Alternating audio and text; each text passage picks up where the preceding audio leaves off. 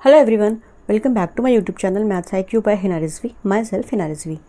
आज हम करने वाले हैं क्यूब्स एंड क्यूब रूट्स की exercise 4B। Exercise 4A already हम लोग प्रीवियस वीडियो में कर चुके हैं। सो आज इस वीडियो में एक्सरसाइज 4B करेंगे। हमारा क्वेश्चन नंबर फर्स्ट है, find the cube roots of. अब देखो, ये 64 एक पहला नंबर दिया हुआ है, इसका निकालना है तुम्हें क्यूब रूट।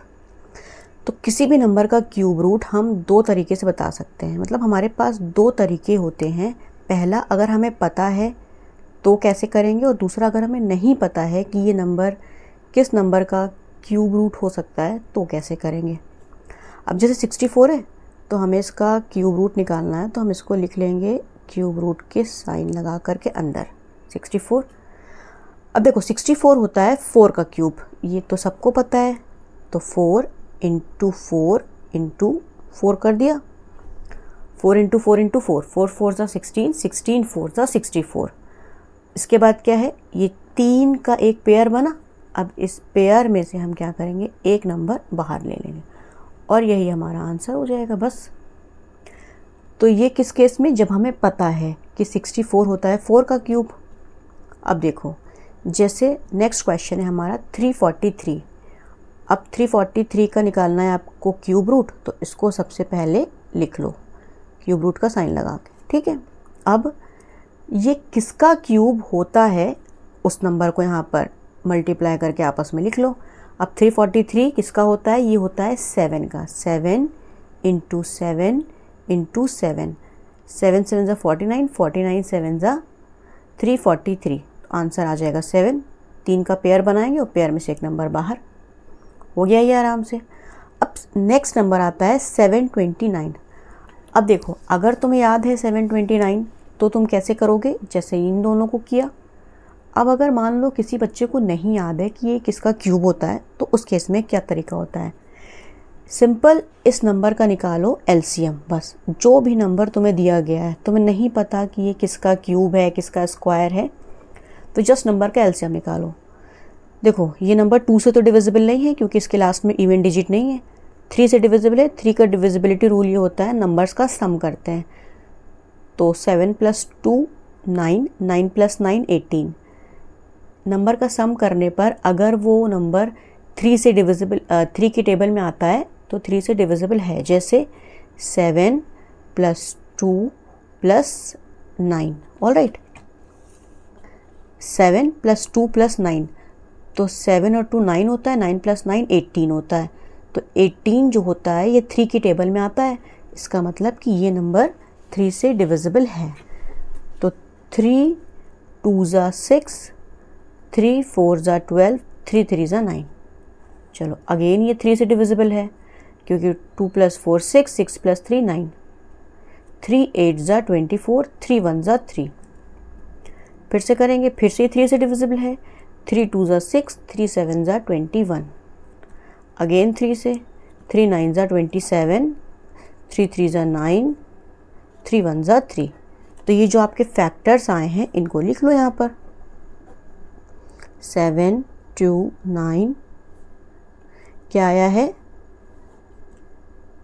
इनको हम यहाँ पर लिख लेंगे 1 2 3 4 5 6, 6 टाइम्स 3, 1 2 3 4 5 एंड 6। अब क्या करेंगे, 3 3 नंबर्स का पेयर बनाते हैं। ये पहला पेयर और ये दूसरा पेयर। पहले पेयर से एक नंबर बाहर आया एंड दूसरे पेयर से एक नंबर बाहर आया, तो 3 3 ज़ा 9। तो ये जो 729 होता है ये होता है 9 का क्यूब। आई होप ये समझ में आ गया होगा। तो अगर तुम्हें आता है, तुम्हें मतलब याद है, तो सीधे ही निकाल लोगे, और अगर याद नहीं है तो उस नंबर का जस्ट एलसीएम निकाल दो, बात ख़त्म। एलसीएम निकाल के 3 3 का पेयर बना लो। अब ये 1728 किस नंबर का क्यूब है, मान लो तुम्हें याद नहीं है, तो क्या करेंगे, बस जब याद ना हो तो उसी तरीके से आप निकालो इसको। इसका भी एलसीएम ले लेते हैं, चलो अभी पता चल जाएगा। 1728, देखो ये 2 से डिविजिबल है क्योंकि इसके लास्ट में 8 आ रहा है, इवन नंबर। 2 8 ज़ा 16, 2 6 ज़ा 12, 2 4 ज़ा 8, 2 4 ज़ा 8, 2 3 ज़ा 6, 2 2 ज़ा 4, 2 2 ज़ा 4, 2 1 ज़ा 2, 2 6 ज़ा 12, 2 वन ज़ा 2 और इसके बाद ये 1 आ गया, तो 2 की टेबल से 1 तो जाएगा नहीं, 0 लगा देंगे। एंड 2 8 ज़ा 16, 2 5 ज़ा 10, 2 4 ज़ा 8, 2 2 ज़ा 4, 2 7 ज़ा 14। अब ये 3 से डिविजिबल है, 3 9 ज़ा 27, 3 3 ज़ा 9 एंड 3 1 ज़ा 3। अब आपके ये जो भी नंबर्स आए हैं आप इनको यहाँ पर लिख लो क्यूब रूट के साइन के अंदर, जो भी इसके फैक्टर्स आए हैं। नंबर का एलसीएम निकाला और उसके फैक्टर्स को लिख लिया। अब क्या करना है, अब 3 3 का पेयर बनाना है। ये पहला पेयर, ये दूसरा पेयर और ये तीसरा पेयर। नेक्स्ट स्टेप क्या है, तीनों पेयर में से एक एक नंबर बाहर ले लेना है और गलती से साइन मत अप्लाई कर देना कि पता चला नंबर भी बाहर ले लिया और ऐसे करके क्यूब रूट का साइन भी लगा रहे हो, नहीं। पेयर में से नंबर बाहर आने के बाद ये जो साइन है ये हट जाता है। अब मल्टीप्लाई कर दो, 2 2 ज़ा 4, 4 3 ज़ा 12।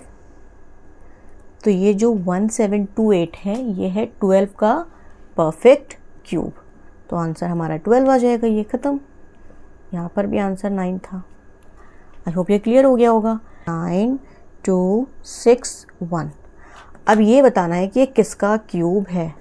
तो ठीक है भाई, 9 2 6 1 क्या किसी नंबर का परफेक्ट क्यूब है? नहीं पता।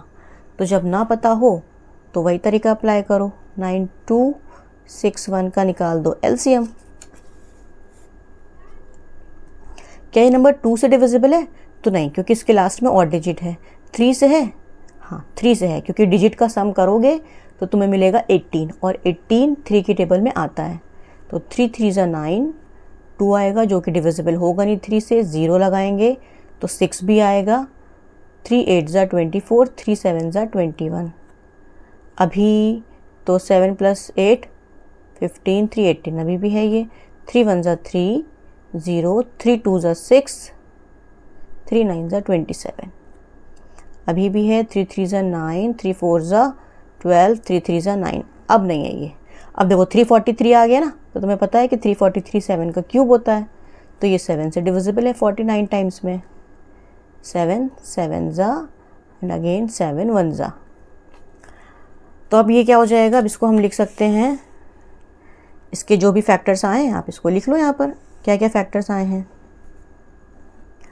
3 × 3 × 3 और 7 × 7 × 7।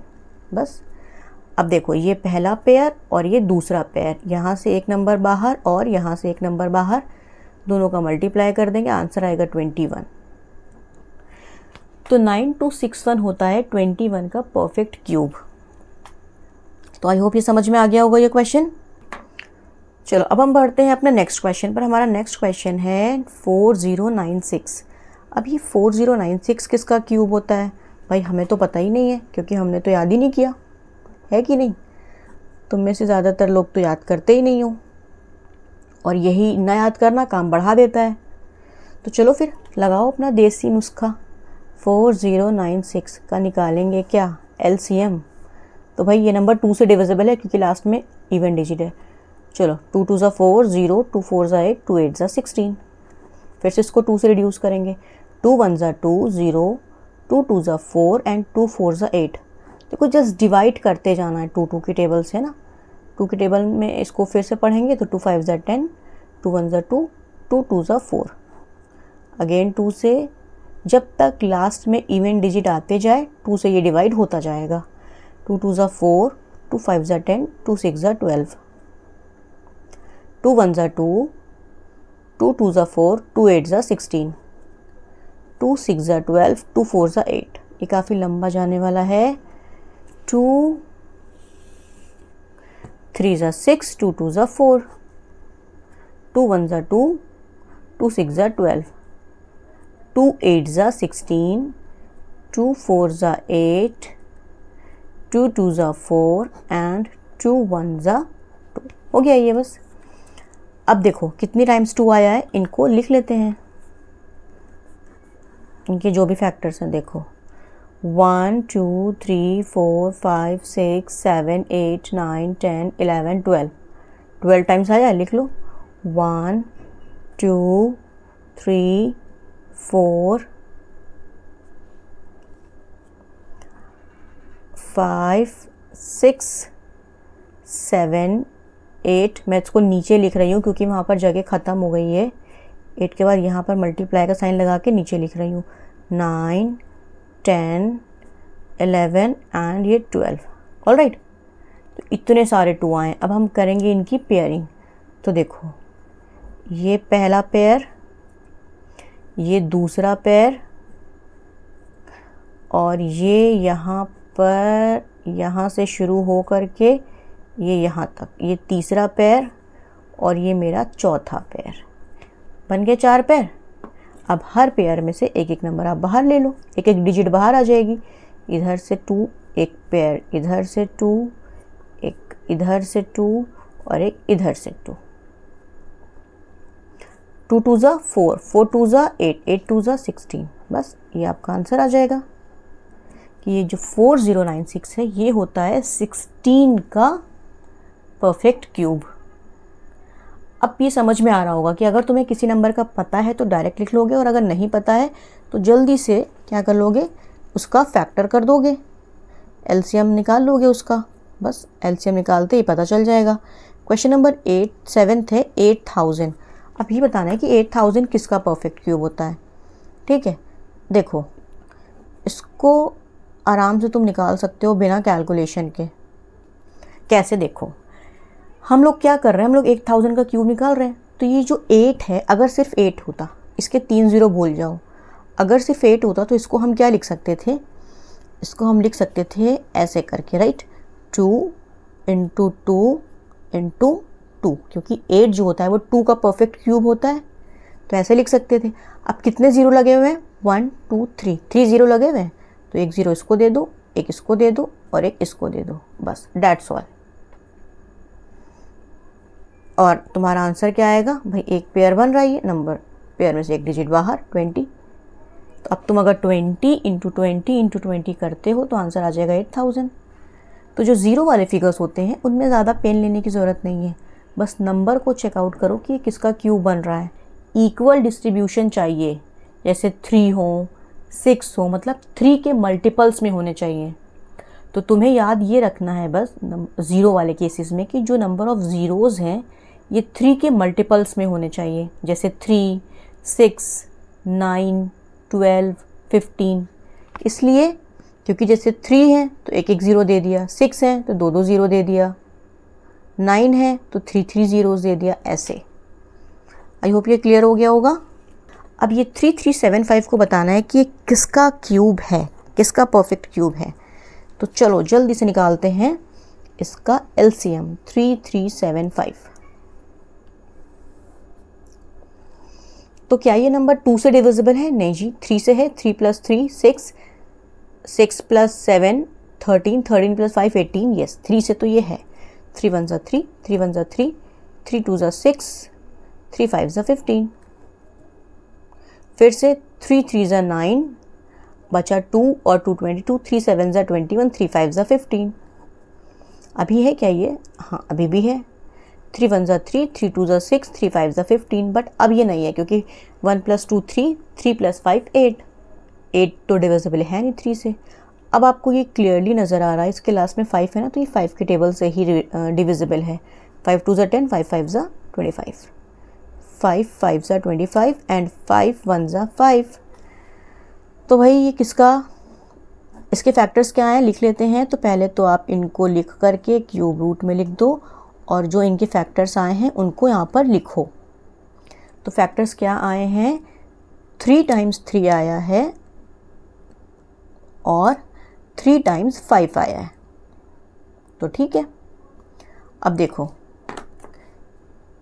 ये पहला पेयर और ये दूसरा पेयर, यहाँ से 2 पेयर बन गए, तो बस पेयर में से एक नंबर बाहर ले लो। आंसर क्या आ जाएगा, आंसर आ जाएगा 15। तो 3375 is a perfect cube of 15। इसी के साथ क्वेश्चन नंबर फर्स्ट का सब पार्ट ख़त्म होता है और हमारा क्वेश्चन नंबर 1 भी यहीं पर ख़त्म होता है।